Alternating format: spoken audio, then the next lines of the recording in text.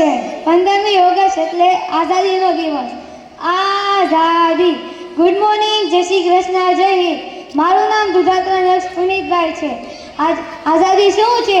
હું તમને આઝાદી વિશે મારા મનની વાત કરું. આજે 15મી ઓગસ્ટ છે. 15મી ઓગસ્ટના દિવસે આપણો દેશ અંગ્રેજોના ગુલામમાંથી આઝાદ થયો હતો.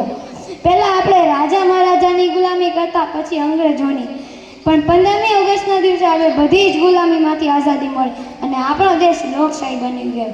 લોકશાહી એટલે લોકોના હાથમાં દેશનું શાસન. આપણે મત આપીને ચૂંટેલા વ્યક્તિ દેશને ચલાવે તે. પણ શું આપણા દેશના બધા જ વ્યક્તિ મતદાન કરવા જાય છે?